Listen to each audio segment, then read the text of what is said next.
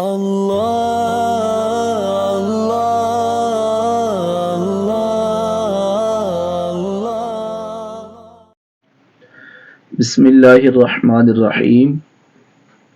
آج کا ہمارا سوال ہے کہ نماز کی حالت میں کپڑوں کا فولڈ ہونا۔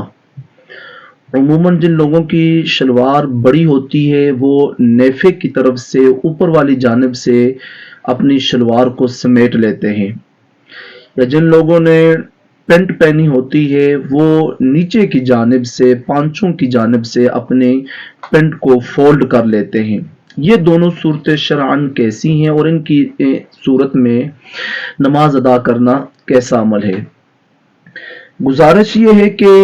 نماز کی حالت میں کپڑوں کا سمیٹنا یعنی کپڑے سمیٹ کر نماز شروع کرنا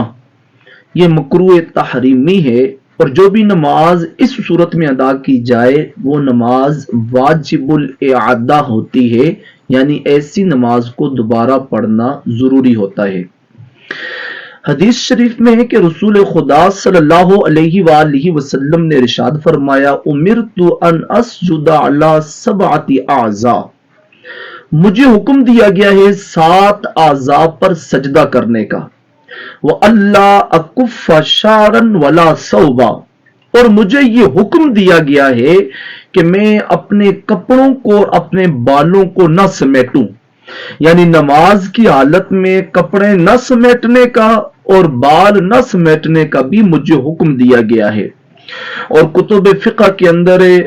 درجنوں کتب فقہ کے اندر یہ مسئلہ مذکور ہے کہ کریہ کفہ ای رفعہ ولو لتراب کمشمر کم او ذیل،